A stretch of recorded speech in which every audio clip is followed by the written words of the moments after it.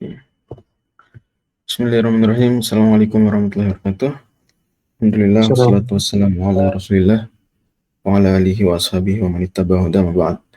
Ini adalah pertemuan pertama kita mengkaji matan Lubul Usul karya Syekhul Islam Zakaria Al-Ansari yang wafat tahun 926 Hijriah. Kemudian Allah Subhanahu wa taala selalu merahmati beliau. Dan Syekhul Islam Zakaria Al-Ansari termasuk ulama yang dijuluki sebagai mujaddid di abad ke-9.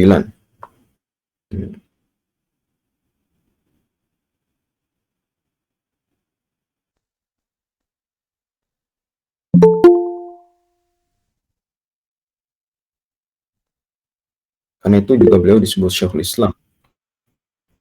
Artinya beliau bukan hanya pakar fikih atau pakar usul fiqh, tapi juga pakar di banyak ilmu. Syekhul Islam Zakaria Al-Ansari lahir tahun 823 Hijriah dan wafat tahun 926 Hijriah. Ini beliau kurang lebih umur beliau 103 tahun, walaupun yang lebih tepat 102 karena tahun terakhir nggak genap. Dan 102 tahun beliau habiskan sebagiannya untuk menuntut ilmu, sebagiannya untuk menjadi hakim, sebagiannya kemudian menjadi ulama. Ini beliau menghafal Quran di kampung beliau, kemudian menghafalkan Umdatul Ahkam. Jadi sama seperti Al-Hafidz Asyuti, beliau juga menghafal Umdatul Ahkam. Dan tentu sebelum menghafal Umdatul Ahkam, menghafalkan dulu Al-Quran 30 juz. Kemudian beliau menghafal sebagian dari Mukhtasar At-Tibrizi dalam fikih mazhab Syafi'i. Kemudian di usia 18 tahun beliau pergi ke Al-Azhar. Ini tadi orang Mesir, tapi nggak di Kairo. Baru kemudian beliau ke Kairo, ke Al-Azhar. Dan di Al-Azhar beliau kemudian menghafalkan beberapa matan. Disebutkan beliau menghafalkan Minhaj An-Nawawi, Minhaj karya Imam An-Nawawi, atau orang bilang Minhaj Talibin. Dia juga menghafalkan Minhajul Wusul karya Al-Fadil Baidawi, menghafalkan Syafidiyah, menghafalkan Al-Imam Malik, dan matan-matan lainnya. Makanya nggak heran nanti beliau terkenal juga mensyarah buku-buku tajwid, beliau mensyarah buku-buku lughah, bahkan sambil mensyarah buku mantiq dan seterusnya. Ini tidak ada, sebagaimana kata Ibnu Hajar Al-Haytami, yang lebih tinggi keilmuannya di masa tersebut daripada Syekhul Islam Zakaria Al-Ansari. Dan beliau sempat jadi hakim. Kalau usia beliau 63 tahun sempat jadi hakim. Beberapa saat beliau jadi hakim, Qadil Qudoh, bahkan hakim tertinggi. Ini mungkin kalau di Indonesia mirip Ketua Mahkamah Agung, kurang lebih seperti itu, atau hakim MK. Baru kemudian beliau, mohon maaf, mata beliau buta, jadi tunanetra beliau, rahimahullah. Mudah-mudahan Allah merahmati beliau, sehingga beliau kemudian berhenti dari menjadi hakim dan menjadi murni pengajar saja. Karenanya beberapa buku beliau itu ditulis dengan dikte. Buku beliau ditulis setelah masa tidak lagi melihat, ditulis dengan dikte. Lubul Usul sendiri yang akan kita kaji, dia, saran saya teman-teman punya buku fisiknya yang berbentuk matan, ya. Juga boleh berbentuk syarah yang sudah sama syarah, misalnya Qoyatul Usul, Syarah Lubul Usul, Qoyatul Usul ila Syarhi Lubul Usul, ini yang juga ditulis beliau syarahnya.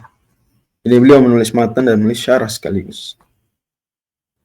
Walaupun kebanyakan penerbit mencetaknya sekaligus sama syarah, kebanyakan seperti itu. Termasuk beberapa cetakan yang baru di Timur Tengah pun mencetaknya bersamaan dengan syarah. Lubul Usul sendiri ringkasan dari kitab apa? Ada yang tahu nggak? Jamul Jawami.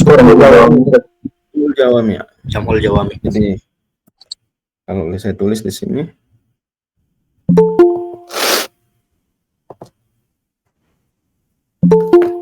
jadi Lubul Usul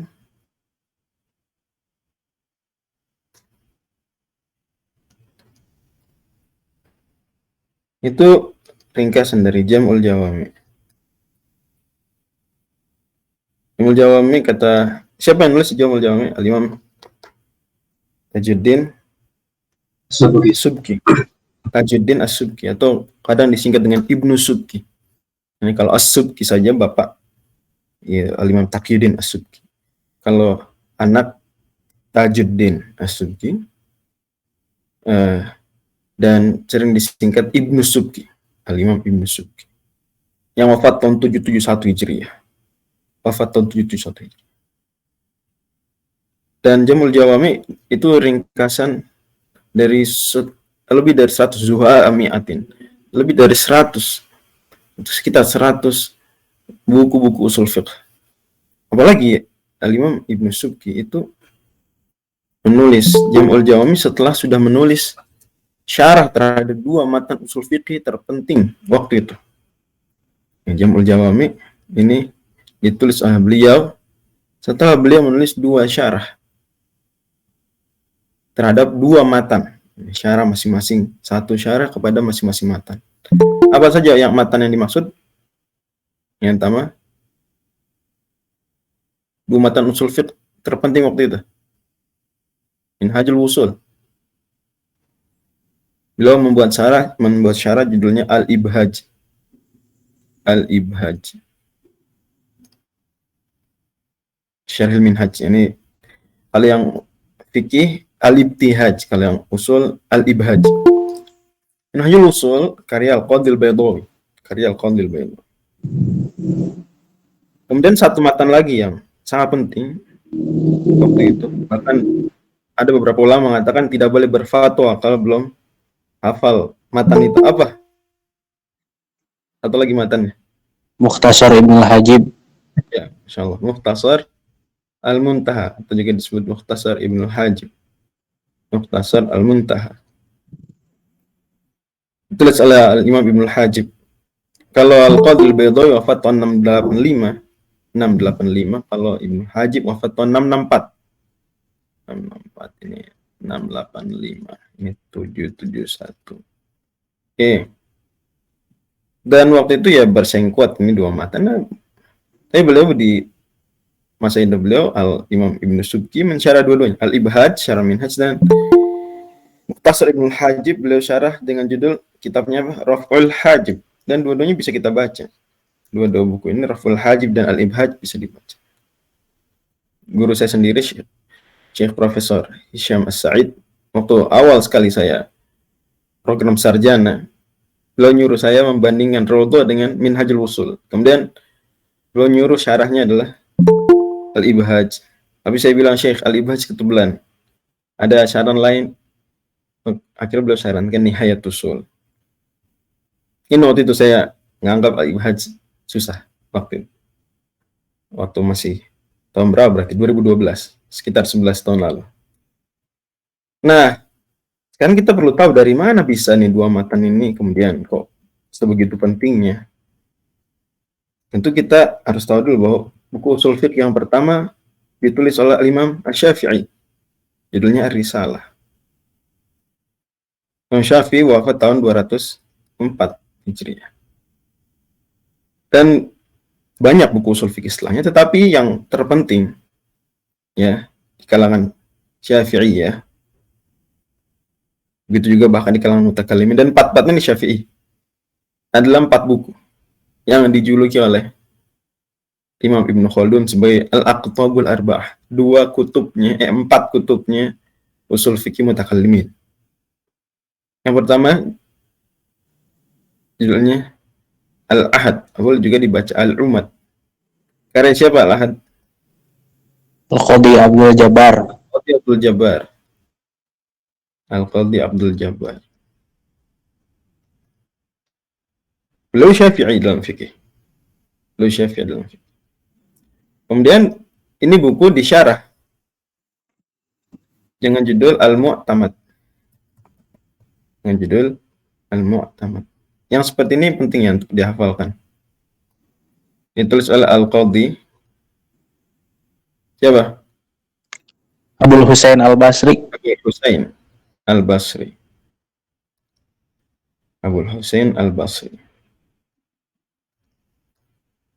Dua-duanya Mu'tazilah. Ini bukan dari Ahlussunnah wal Jamaah. Dua-duanya Mu'tazilah dari Ahlussunnah wal Jamaah. Dua lagi dari Ahlussunnah wal Jamaah, yaitu Al-Burhan. Siapa yang nulis Al-Burhan? Al-Imam Al-Juwaini. Ya, Imam Al-Haramain.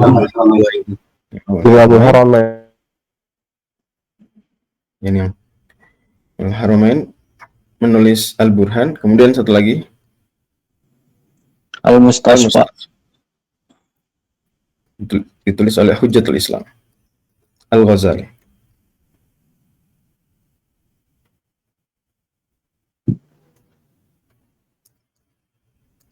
Oke. 4 buku ini, kata Imam Ibn Khaldun, adalah Al-Aqtabul Arba'ah. 4 kutubnya usul fikih mutakallim. Dan memang benar. Walaupun yang kita bisa nikmati hari ini ya tinggal 3, 1, 2, 3. Al-Ahad setahu saya belum ada yang mencetak sendiri. Mungkin ada manuskripnya, wallahualam, mungkin.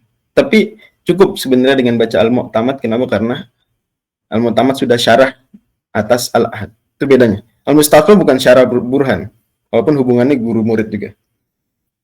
Dan masa mereka cukup berdekatan, di mana Al-Qadhi Abdul Jabbar itu wafat tahun 451. Tapi menariknya, Al-Mu'tamad justru ditulis saat beliau hidup, ya. Karena Al-Qadhi Abul Husain itu wafat tahun 426. Imamul Haramain Dasmata wafat tahun 478. Dan sebentar, 78. Dan Hujjatul Islam wafat tahun SOS 505. Jadi masing-masing cukup berdekatan, abad ke-5 semua kurang lebih. 451, 426, 478, 509. Nah, ini jaraknya lumayan antara let's say Imam Ghazali sampai Minhajul Wusul. Ada apa di antara keduanya? Di antara masa ini ada apa? Nah, di antara masa ini muncul 2 buku yang bisa dikatakan meringkas 4 buku ini. Yang pertama adalah Al-Mahsul, karya Al-Imam. Dan kalau dikatakan dalam buku usul fikih Syafi'iyah, bahkan mutakallimin, ya, Al-Mahsul, Al-Imam, maka maksudnya adalah Imam Fakhruddin Ar-Razi. Kalau dikatakan Al-Imam dalam buku-buku usul fikih Syafi'iyah, maka maksudnya siapa? Fakhruddin Ar-Razi. Al-Imam Fakhruddin Ar-Razi. Ini Al-Imam itu. Rajahul Imam. Asyara ilail Imam. Al-Imam. Adapun dalam fikih Syafi'i, kalau dikatakan Al-Imam, qalahul Imam, dzakarahul Imam. Siapa Al-Imam di situ? Imam Haramain. Imam Al-Haramain. Ini orangnya. Beliau rahimahullah. Jadi Al-Imam Ar-Razi itu kalau di usul fiqh, beliau lah imamnya. Bisa dibilang gitu. Al-Imam Al-Mahsul. Buku Al-Mahsul sudah saya kirim, ya. Belum lama selesai baca, alhamdulillah. Bisa juga nyelesain baca Al-Mahsul. Ar-Razi, wafat tahun 606. Satu lagi, ini ditulis setelah Imam Ar-Razi nulis Mahsul. Makanya beliau bisa menyebut kutipan-kutipan dari Ar-Razi. Siapa? Al-Amidi. Ya, Imam Al-Amidi. Bukunya judulnya Al-Ihkam. Ini tulis oleh Al-Amidi. Imam Al-Amidi. Saifuddin Al-Amidi. Al-Imam Ar-Razi Syafi'i. Ya. Dari Ahlussunnah wal Jamaah juga. Imam Al-Amidi tadinya Hanbali jadi Syafi'i. Tadinya Hanbali jadi Syafi'i. Tapi dua-duanya berarti Syafi'i sekarang di akhir hidup. Wafat tahun 631. Ya. Oke.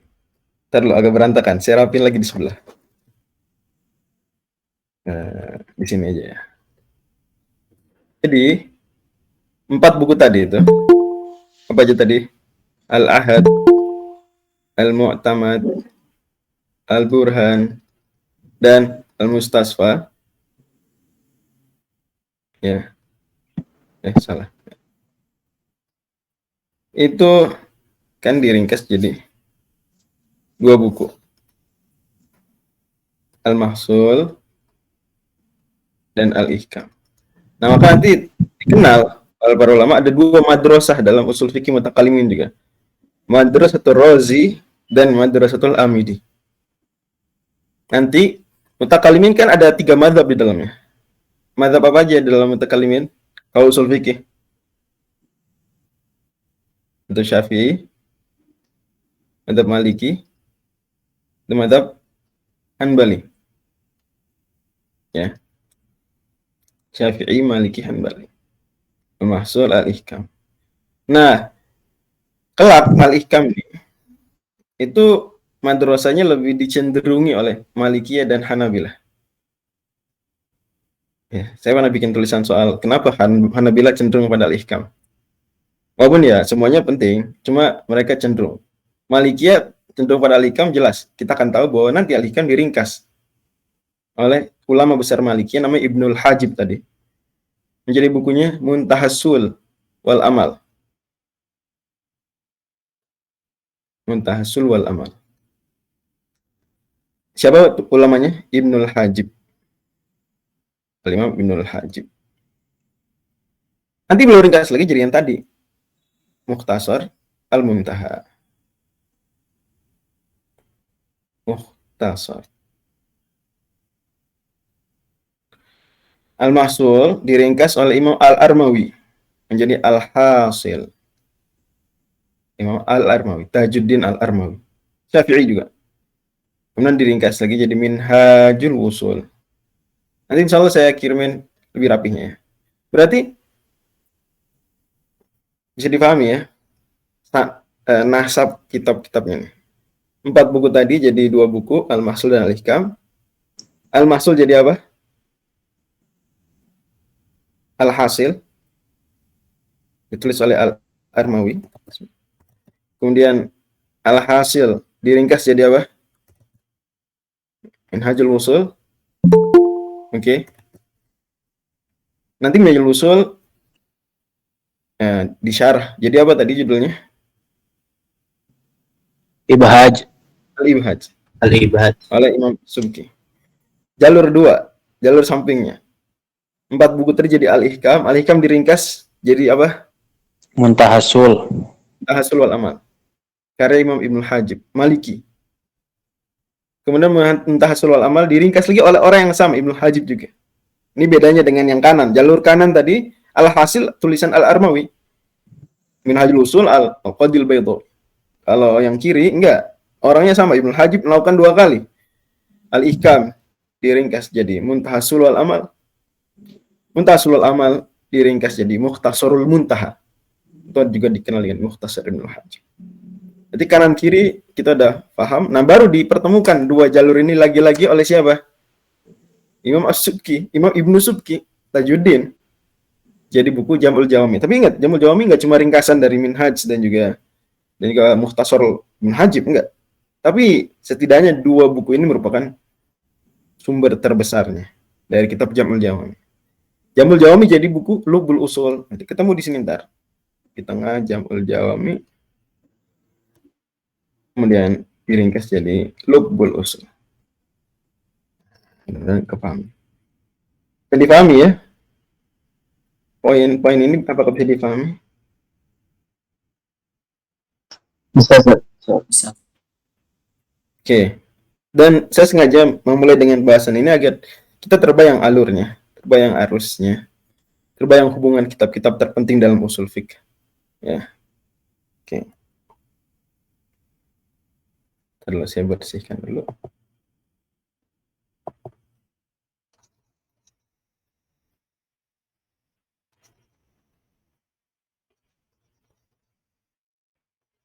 Sama yang di sini aja. Kalau ada yang mau ditanyakan di kolom chat boleh. Adapun pertanyaan langsung jangan dulu. Ya. Jadi Lubbul Usul kalau kata anak muda zaman sekarang berarti core of the core gitu ya. Ini apa ya? Ya ringkasan udah simpulan.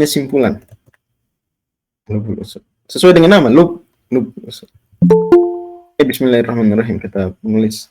Alhamdulillahilladzi waffaqana lil wusuli ila ma'rifatil usul wa yassara lana suluka manahija biquwwatin awda'aha fil uqul. Wassalatu wassalamu ala Muhammadin wa alihi wa sahbihi al-faizina minallahi bil qabul. Wa ba'd.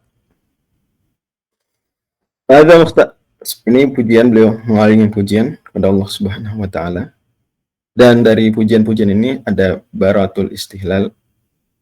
Baratul istihlal itu dalam ilmu badi' adalah mengawali pembicaraan dengan isyarat-isyarat, dengan kosakata-kosakata yang mencerminkan topik yang mau dibahas. Misalnya beliau di sini sebut apa? Apa yang mencerminkan usul fikih di sini apa?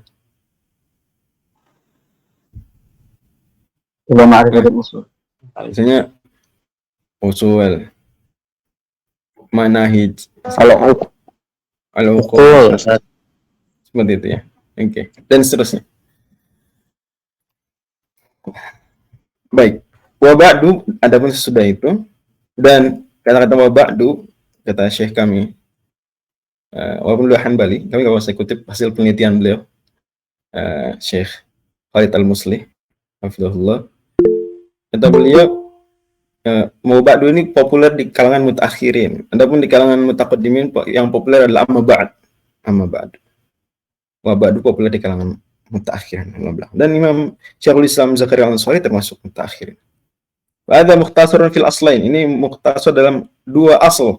Apa yang maksud dengan dua asal di sini? Yang pertama, usul fiqh tentu. Dan tadi kita bahas buku-buku usul fiqh. Satu lagi usuluddin. Nah, ini salah satu poin yang unik di Jam'ul Jawami dibandingkan pendahulu-pendahulunya.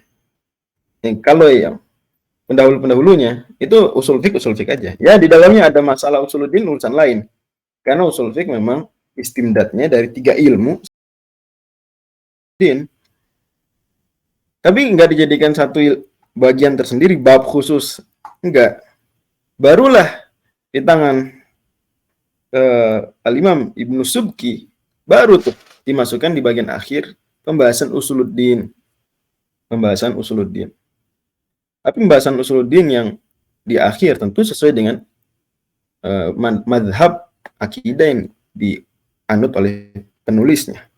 Ini kita tahu bahwasanya Imam Ibnu Subki sama seperti Imam Ar-Razi dan nama-nama besar yang tadi saya sebutkan di atas, semuanya dari kalangan Ahlussunnah wal Jamaah Asy'ariyah, semua dari kalangan Asy'ariyah. Maka usuluddin ada di belakang matan Jamul Jawami ya, di mana nanti kan pembahasan terakhir usul fiqh tentang ijtihad dan taklid. Gitu ya. Pembahasan terakhir kitab yang ke-7 dari Jamul Jawami tentang ijtihad. Dan kebalikannya taklid. Nanti baru akhir daripada itu ketika bicara taklid langsung bahas hukum taklid dalam akidah. Ya. Gitu. Makanya Imam Asyuti dalam bab 1 katakan yang tani taqlidu fil aqaid di bagian awalnya. Baru langsung masuk pembahasan akidah. Jadi pembahasan akidahnya usuluddin dimulai dari pembahasan taklid. Apa hukum taklid dalam akidah. Karenanya otomatis Jamul Jawami mengandung pembahasan akidah pun begitu lubul usul, mengandung pembahasan akidah. Di akhirnya juga ada nanti. Tidak hanya pembahasan akidah, juga di Jamul Jawami ada pembahasan ilmu akhlak atau yang kadang populer dengan istilah tasawuf. Ya, begitu juga berarti di lubul usul juga ada nanti ilmu akhlak, ilmu tasawuf. Demikian. Dan ini memang fenomena di masa-masa tersebut, makanya kita juga yang menghafalkan misalnya Safatul Zubat karya Imam Ibnu Raslan, itu juga akan dapat di awalnya ada pembahasan akidah, kemudian fikih, kemudian baru di akhirnya pembahasan akhlak atau tasawuf. Akidah, fikih, tasawuf. Ya, demikian. Wa ma ma'ahuma, maka itu diistilahkan ma ma'ahuma. Ma ma'ahuma yakni seperti misalnya pembahasan tasawuf tadi, atau pembahasan-pembahasan yang tidak terlalu terkait erat dengan usul fiqh, bukan intinya usul fiqh, bukan juga intinya usuluddin, tapi dimasukkan.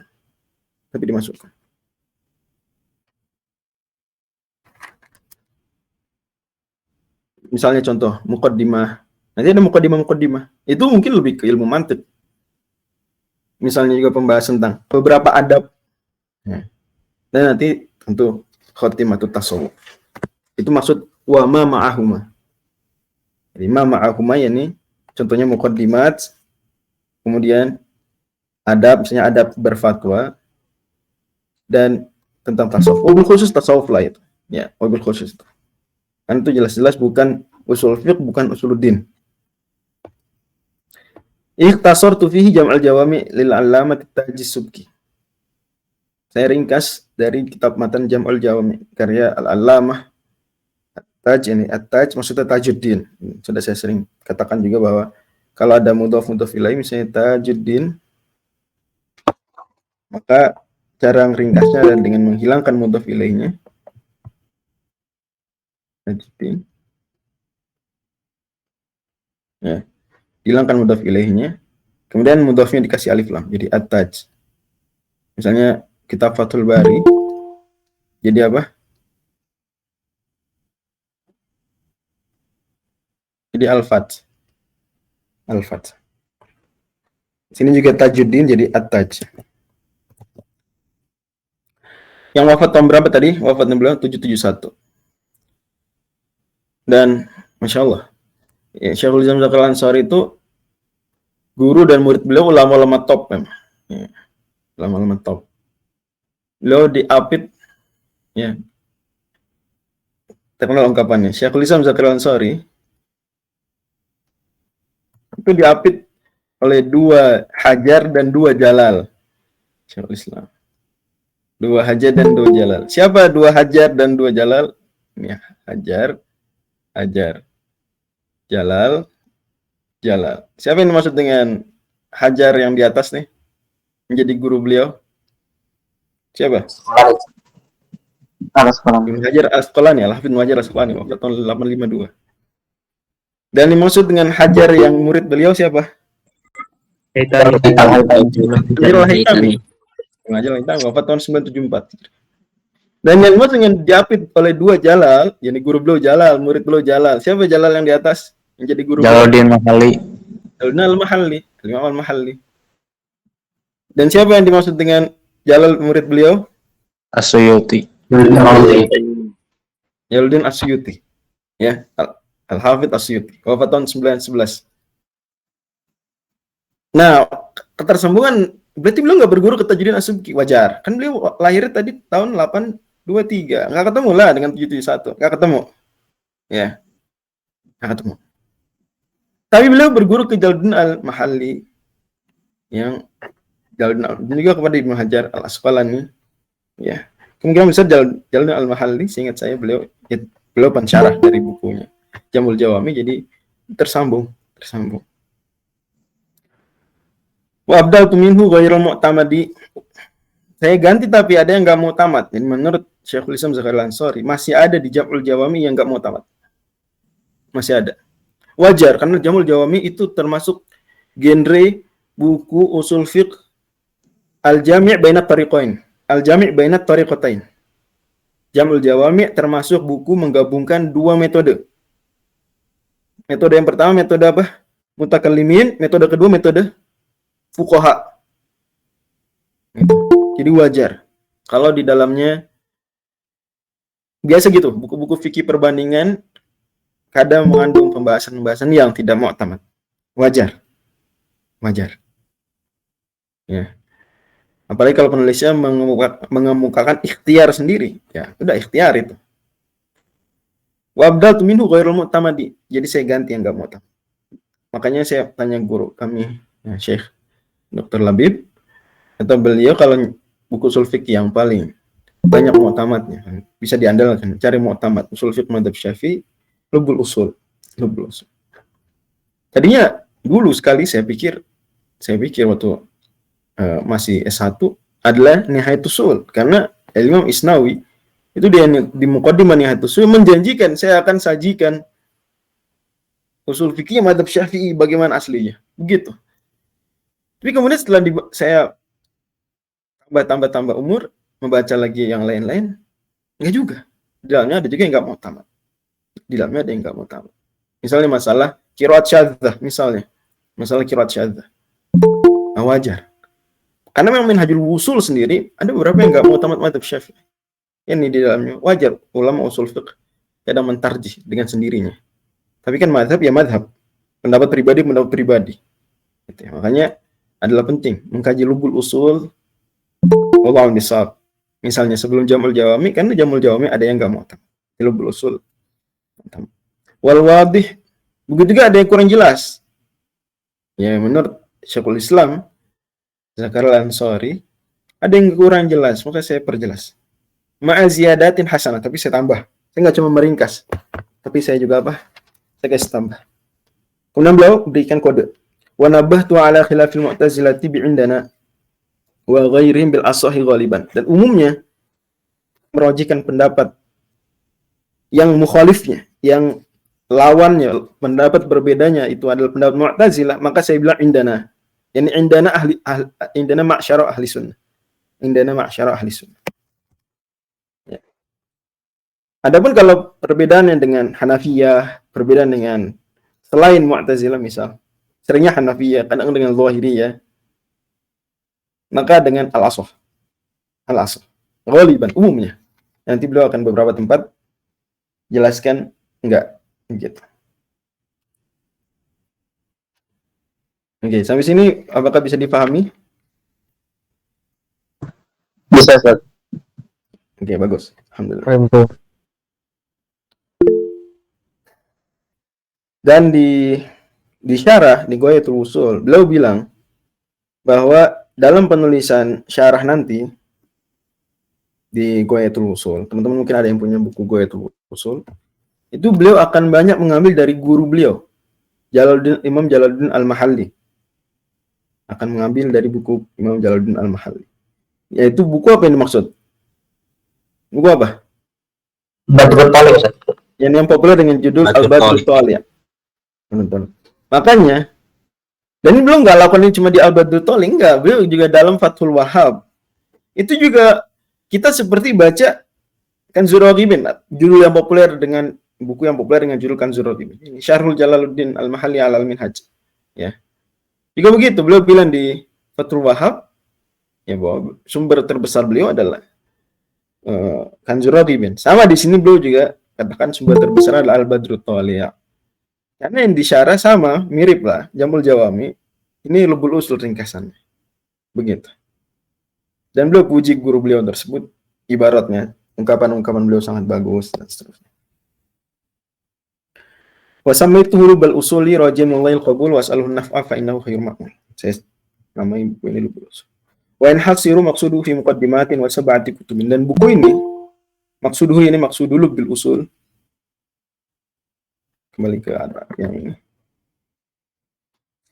Ini mukaddimat dan sab'ati kutub. Berarti mirip seperti Jam'ul Jawami. Mukaddimatin wa sab'ati kutub.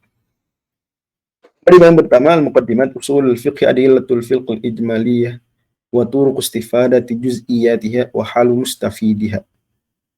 Nah, berarti definisi usul fiqh ini menurut Syekhul Islam yang diingat ini. Ya. Dan agak beda dikit dengan definisi usul fiqh yang ada di Minhajul Usul. Kalau di Minhajul Usul dalail fiqh ijmalan wa kaifiyatul istifadati minha wa halil mustafid. Itu kata Al-Qadil Baydawi. Kalau ini enggak, adillatul fiqhil ijmali, pakai adillah. Dalil-dalil fikih yang ijmali. Adillah. Berarti usul jamak dari asal. Di antara makna istilah dari asal adalah dalil. Maka sebagaimana usul asal itu dalil, berarti usul kalau asal dalil, usul berarti jamak ini. Berarti adillah. Begitu ya. Maka usul fiqh, kalau kita mau sederhana, usul fiqh apa sih? Ya udah, adillatul fiqh. Ini gitu aja. Itu sebenarnya udah memberikan gambar walaupun nggak detail, walaupun nggak akurat. Tapi memberikan gambaran, oh usul itu maksudnya dalil-dalil, adillah. Adillatul fiqhil ijmali, dalil fikih. Berarti kita hanya bahas fikih. Yani usul fiqh sesuai namanya bahas fikih. Betul bahwa di dalamnya ada juga kaidah-kaidah yang bisa digunakan untuk tafsir, untuk mustola ada juga di dalamnya.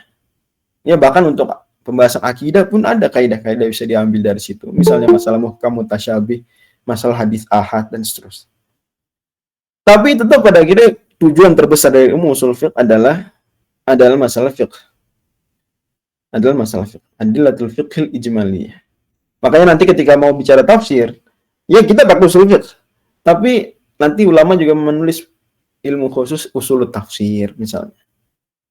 Hadis sama, akidah sama, begitu juga. Ini akan disaring dari usul fiqh, kaidah-kaidah yang membantunya. Walaupun tetap pada akhirnya usul fiqh itulah cara berpikir muslim. Ini dalam semua pembahasan keislaman, tafsirnya, hadisnya, fikihnya, dan lain-lain. Ya, framework berpikirnya, manhajnya orang dalam beragama itu usul fiqh. Usul fiqh. Ya, itu yang akan menentukan bagaimana dia. Ini contoh sederhananya, liberal nggak liberal, itu patokan terbesar di masalah usul fiqhnya. Usul fiqhnya. Kalau Anda nggak menghargai ijma bagi Anda usang, ya, berarti masalah usul fiqh. Dia mengatakan yang memberikan hukum nggak cuma Allah, itu masalah usul fiqh. Ya, ini setidaknya terwakil semua dalam usul fiqh. Makanya adalah penting di masa sekarang teman-teman sekalian, masa ketika banyak syubhat, masa ketika banyak pseudo faqih, masa ketika banyak orang yang bicara atas nama agama tapi ternyata merusak agama.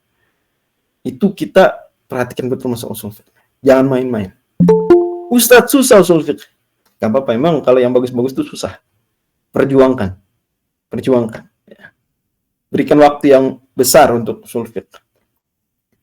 Sekali lagi ini bukan cuma untuk faqih. Mufasir dia butuh usul fiqh. Kan ada 1 dari 15 ilmu yang wajib dikuasai oleh mufasir, kata Imam Suyuti dalam Al-Itqan adalah usul fiqh. Begitu. Ya, dan seterusnya. Adalah fiqh ijmaliyah. Disebut dengan ijmaliyah. Berarti lawan dari ijmaliyah adalah at-tafsiliyah. Ya contohnya karena usul fiqh dia tidak harus mendetail bahas apa dalil sunnahnya sholat witir, apa dalil makruhnya minum berdiri secara rinci. Enggak. Dia hanya membahas hal-hal umum dari dalil. Misalnya ijma itu hujjah. Umum saja. Adapun ijma yang mana? Urusan lain, itu urusan fikih. Yang penting ijma hujjah, berarti ijmal. Tapi kalau kita bicara, ijma ulama bahwasanya homoseksual haram, itu fikih. Contohnya, itu udah fikih. Karena dari ijma ulama bahwasanya nenek dapat 1/6. Atau amar menunjukkan apa? Amrul lil wujub misalnya. Atau sebagian usulin bilang lil ijab. Ya itu kaidah umum. Dalil fikih umum. Amar menunjukkan wujub. Ya. Tapi yang mana amarnya? Apakah aqimus shalah, apakah atuz zakat? Itu urusan fikih. Perintah salat witir misalnya autiru ya ahlal Quran. Perintah untuk berbakti pada orang tua, perintah untuk menunaikan zakat, rinci. Perintah puasa Syawal. Mudah-mudahan semua sudah selesai puasa Syawal ya, karena udah setengah bulan. Mudah-mudahan. Kalau belum maka masih ada sekitar 2 pekan lagi. Jangan sampai kita ya lalai dari sunnah yang penting ini. Tapi rinci-rinci tadi itu pembahasan fikih. Ini tafsirnya. Terhadap beliau akan bilang wal fiqhu ilmun bi hukmin syar'iyyin amalin muktasabun dalilin tafsili. Beliau akan bilang itu. Unsur kedua dari usul fiqh adalah cara menggunakan dalil tersebut. Yang pertama dalil. Cara menggunakannya gimana? Udah ada dalil-dalilnya nih. Ijma hujjah. Hadis ahad hujjah dalam fiqh. Hadis mutawatir hujjah dalam akidah misal contoh. Hadis ahad baru dihujjah dalam akidah kalau ada qarinah. Qiyas adalah hujjah. Ijma sukuti hujjah. Udah, oke ada. Tapi gimana cara merakitnya supaya jadi fikih, supaya jadi hukum? Maka itulah pembahasan selanjutnya dari usul fiqh, pembahasan keduanya wa turuqus istifadat juz'iyatiha. Itu cara kita mengambil faidah dari bagian-bagian dari dalil-dalil fikih tadi. Semua kaidahnya. Larangan menunjukkan hukum asalnya pengharaman. Oke. Gimana sekarang ada ayat mengatakan jangan dekati zina. Terus gimana? Selanjutnya gimana nih? Bingung dia. Nah, dikasih tahu dengan jalan caranya. Oke, kita sudah bicara dalilnya, sudah bicara jalannya, metodenya. Maka yang terakhir adalah siapa yang mengambil manfaat dari itu semua? Wahalu mustafidiha. Mujtahid. Mustafid paling pertama adalah mujtahid. Ya, itu paling pertama. Kemudian dimasukkan juga itu pada akhirnya muqallid juga ngambil manfaat muqallid melalui perantara mujtahid. Mustafid atau mufti. Mustafid, dia mengambil dari dalil. Mufti untuk mengambil dari ijtihad ulama sebelumnya. Dan mengambil juga manfaat adalah mustafti, orang yang minta fatwa. Dan dengan demikian tiga unsur ini merupakan usul fiqh yang hasilnya adalah fiqh. Hasilnya adalah fiqh. Maka saya sering beri perumpamaan, mungkin ada yang pernah dengar perumpamaan ini.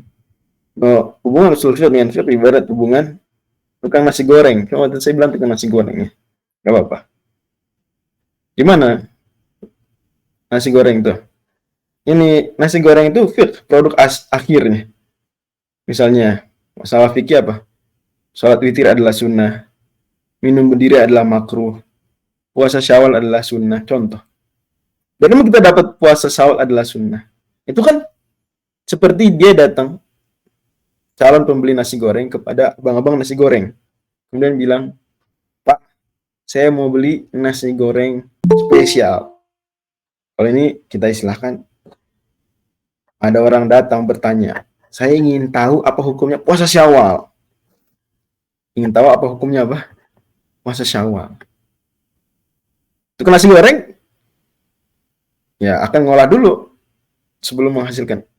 Apa hukum puasa Syawal? Akan ngolah. Apa yang dia olah? Apa yang diolah sama tukang nasi goreng itu? Supaya pesanannya nasi goreng spesial itu bisa dikasih. Apa yang diolah? Kalau nasi goreng. Dalil. Saya bahan-bahan ya. Nah, misalnya nasi, sebentar. Ada yang jatuh. Nasi misalnya. Bumbu. Ada kecap. Lagi. Telur. Cabai. Itu yang kita ibaratkan dia adillah. Oke. Tapi udah ada telur, ada nasi, ada kecap. Jadi langsung jadi nasi goreng. Enggak, belum Ustaz. Enggak. Perlu dimasak. Ya, perlu. Gimana cara olah? Ini kecap diapain sama telur? Apa? Ada kecap, ada kecap, ada telur. Diapain ini kecap sama telur? Nah, caranya apa dulu? Masukin nasi dulu misalnya, atau nasinya ditanak dulu sampai perak. Nah, kemudian kita cabai potong-potong, kemudian kita masak sedikit cabainya. Itu semua cara ngolahnya. Turuq istifadat juz'iyatiha. Nah, kemudian tentu tuh bahan nasi goreng dan cara mengolahnya dia nggak sendirian, nggak bergerak sendiri. Ada yang mengolah dong, ada yang mengolah. Itulah mustafidnya. Siapa mustafid dalam hal ini? Tukang nasi goreng. Kalau di usul fiqh mustahid. Nah, dia mustafid. Tukang nasi goreng. Itu usul fiqh berdiri di atas 3 fondasi. Kalau nasi goreng tadi, itu di atas 3 fondasi. Itu yang pertama apa? Bahan. 2, cara masak. Cara ngolah. Iya, cara mengolah. 3, tukang masaknya. Tukang nasi goreng. Ini usul fiqh 3. Kalau ini ada, maka jadilah fiqh. Dalam hal ini fiqhnya apa? Nasi goreng. Nasi goreng. Kalau usul fiqh ada mujtahid, ada dalil, ada cara mengolahnya, maka jadilah fiqh. Oh, kata mujtahid nih. Kamu minta tahu hukum puasa sunnah Syawal? Iya, saya mau tahu. Ada dalilnya nih, hadis riwayat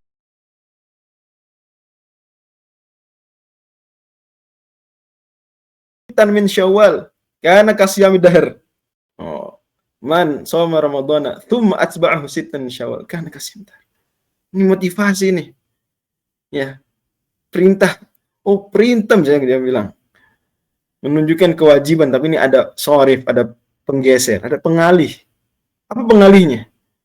Pengalihnya adalah hadis A'rabi, Bukhari Muslim. Ada orang masuk Islam baru ke Nabi, kemudian bertanya, "Fahal alayya ghairuha?" Saya ada kewajiban lagi nggak selain sholat dan zakat? Ada, kata Nabi. Puasa Ramadan. Kata beliau, ada lagi selain puasa Ramadan? Ala alayya ghairuha? La illa an tatawwa. Enggak, kecuali kalau kamu mau puasa sunnah. Berarti semua perintah puasa selain puasa Ramadan difahami perintah puasa sunnah. Ngomong-ngomong, ini ada apa ini? Tinggal 1 menit. Bang Zul, ini ada apa tinggal 1 menit, Bang Zul? Saya kurang tahu Ustaz, kayaknya dari Google Meet-nya Ustaz. Oh gitu. Tadi karena mungkin di open-nya beberapa menit sebelumnya. Ya gimana nih? Iya, Kalau tutup nih. Masuk lagi? iya paling Ustaz. Oh ya udah deh. Gimana, No? Link baru, Ustaz. Pakai link baru. Ini baru. Oh, aduh, bahaya. Ya udah, kalau gitu kita sudahi dulu. Sudahi aja kalau gitu. Silakan Ustaz. perlu link baru, Ustaz. Iya ya, Nanti link baru. Oke, nggak apa-apa, kita masuk link baru aja ya. Bisa disediain nggak link barunya?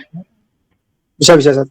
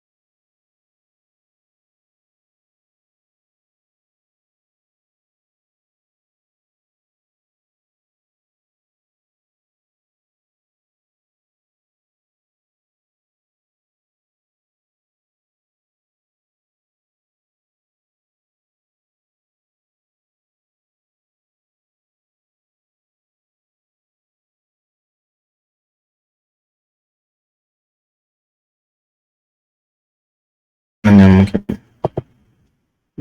muncul. Kita lanjut lagi. Bismillah, alhamdulillah, wassalatu wassalamu ala rasulillah. Wa qila ma'rifatuha.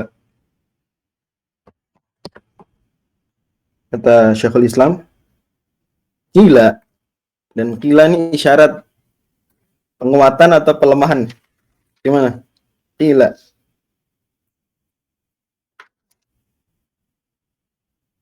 Cek, kedengeran nggak suara saya? Murah Apa Ustaz. ilmu ma'rifat? Oh ya, wakila ini isyarat pelemahan atau penguatan? Pelemahan. Pelemahan. Nah, ini berarti nggak tepat. Kurang tepat kalau dikatakan usul fiqh itu ma'rifatu adilah, ini enggak. Ya. Kenapa? Karena pada akhirnya ya kita tidak sedang bicara pengetahuan tentang usul fiqh, kita bicara usul fiqhnya. Begitu kata beliau. Warujihal awwalu lian adillata wa ma'utifa 'alaiha idza lam tu'raf lam takhrus an kauniha usulan. Gitu. Karena ya sudah, tanpa perlu dimakrifahkan dia sudah usul. Ini metode, kita mau tahu apa enggak, ya metode tetap metode kan gitu. Pokok sesuatu, asas-asas. Misalnya ada buku kalau di anak-anak hukum, asas-asas hukum pidana. Ya dia tetap asas kan, mau kita tahu mau nggak tahu, ya nggak? Betul nggak? Bisa dipahami? Jadi kita tahu nggak tahu asas tersebut, dia asas bukan? Dia asas-asas. Kita tahu itu dalil itu bukan, dia tetap dalil. Maka tidak dibutuhkan ma'rifatunya, nggak dibutuhkan. Ini kata-kata gini nggak dibutuhkan. Jadi kalau di sebagian matan ma'rifatu dalailil fiqhi ijmalan, ya di minhaj tadi, minhajul usul, ma'rif itu dalailil, ada ma'rifah. Kata Syekhul Islam nggak dibutuhkan kata-kata ma'rifah. Karena dia kalau cuma usul fiqhnya saja tidak disyaratkan harus ma'rifah. Enggak. Oke. Wal fiqhu, karena sudah bicara usul fiqh berarti bicara fiqh, ilmun bi hukmin syar'iyyin amaliyyin muktasabun min dalilin tafsiliyyin. Ilmu tentang hukum syar'i. Kita bicara berarti hukum. Sebentar. Apa itu yang bunyi? Apakah setiap qila menunjukkan pelemahan? Defaultnya begitu. Defaultnya begitu. Itu sudah tradisi ulama lintas sejarah. Qila. Karena di ilmu mustalah kita juga tahu ada sifat tamrid namanya. Qila ruya sejenisnya. Ini menjadikan satu kata kerja itu pasif. Mabni lil majhul. Qila. Dan kita tahu juga di ilmu balaghah, di ilmu ma'ani tepatnya, bahwa di antara agrad penggunaan fi'il mabni lil majhul adalah pelemahan. Menganggap remeh orang yang mengatakan qila. Orang Indonesia juga suka gitu, katanya gitu. Konon, itu kan pelemahan gitu. Konon katanya sih. Cenah kalau kata Mas Sunda. Orang-orang Bekasi bilang cenah. Orang Depok gitu. Gitu ya. Oke, wal fiqhu ilmun bi hukmin syar'iyyin. Dan ilm di sini masuk di situ, dzon juga masuk. Karena dzon itu fi tariqihi. Kita dalam fikih wajib mengikuti dzon. Jadi dalam fikih dzon itu sudah ilmu. Dzon sudah ilmu. Dan tentang hukum berarti kita tidak bahas tentang benda. Dalam fikih kita nggak bahas apa itu sholat. Enggak, kita bahas hukum melakukan sholat. Ya, hukum melakukan sholat, bukan sholatnya itu apa. Apa itu? Ya walaupun pada akhirnya untuk tahu hukumnya, berarti kan itu masuk ranah tasdik misalnya, as-sholatu wajib. Kita harus tahu juga tasawur daripada sholat. Itu, tapi pembahasan apa itu sholat itu bukan bahasan murni fikih. Bahasan murni fiqh itu hanyalah apa hukum sholat misalnya contoh. Atau cari yang mukhtalafih misalnya, apa hukum puasa syawal. Itu aja. Bukan apa itu saum, apa itu syawal. Enggak. Walaupun untuk sampai ke memahami hukum puasa syawal, saumu syawalin, mustahab misalnya. Ya, kita harus tahu kata perkatanya secara tasawur. Jadi hukum patokannya. Hukum. Ntar beliau akan jelaskan apa itu hukum. Dan syar'i berarti nggak masuk di situ hukum akli, bukan pembahasannya. Atau hukum yang lain-lain dari yang nggak syar'i misalnya, hukum lugawi, bukan bahasan fiqh. Amali berarti yang sifatnya hanya berujung pada amal. Nggak masuk berarti ilmi atau i'tiqadi, akidah, enggak. Itu bukan fiqh. Ranahnya usuluddin, ranahnya akidah, ranahnya ilmu kalam. Bukan ilmu fiqh. Muktasabun yang diperoleh berarti tidak masuk ilmu fiqh adalah ilmunya Nabi Muhammad SAW kan, ilmu beliau daruri terhadap hukum fikih. Begitu juga ilmunya malaikat Jibril, apalagi ilmu Allah Subhanahu wa taala, enggak muktasab. Ilmunya enggak muktasab. Ilmu Allah Subhanahu wa taala berbeda dari ilmu semuanya, ilmu manusia muktasab, ilmu Allah tidak. Tapi ilmu manusia ada yang doruri, ilmu Allah enggak. Ilmu Allah enggak dibagi di doruri dan muktasab atau kasbi. Adapun Nabi Muhammad SAW ilmunya doruri, kan beliau dapat langsung dari Jibril juga ilmunya doruri. Tapi sahabat, para mujtahid itu ilmunya muktasab, ilmu yang diperoleh dengan an-nadharin wastidlal, dengan memikirkan, observasi, dengan kemudian menyusun pendalilan. Tapi dalilnya bedanya dengan usul fiqh adalah min dalilin tafsili. Dalil tafsili. Dalil rinci. Kalau usul fiqh dalil ijmali. Maka tadi kita bilang hadis ahad hujjah. Hadis ahad hujjah dalam fiqhiyat. Contoh. Wasyawal bisa hadisnya ahad. Hujjah dalam fiqhiyat. Itu konsep hadis ahad hujjah dalam fiqhiyat itu konsep usul fiqh. Ijmali, global saja. Baru turunkan rincian, oh ini hadis puasa Syawal, secara khusus tafsil, itulah pembahasan fiqh. Maka wajar kalau kita baca buku usul fiqh mutakallimin, termasuk buku ini, ya kita akan dapat contoh yang itu aja, kadang contoh yang sedikit-sedikit, begitu. Oke. Dan dari sini kata Imam Al-Isnawi dalam At-Tamhid, diambil faidah hukum fikih. Nah, ini mulai kita takhrij. Saya mau coba di pengajian kita ini perbanyak contoh. Kita beliau takhrij, nah dari definisi fiqh di sini adalah ketika ada orang ngasih wakaf. Wakaf misalnya mobil atau seakan aja, jangan mobil. Ada gedung apartemen gede. Kata orang ini, hadza waqfun misalnya. Alal fuqaha contoh. Berarti siapa yang bisa menikmati apartemen tersebut? Siapa? Ini gedung tersebut. Fuqaha. Nah, sekarang kalau ada santri baru masuk pondok, belajar safinah, berhak nggak atas wakaf tersebut? Sebetulnya enggak, Ustaz.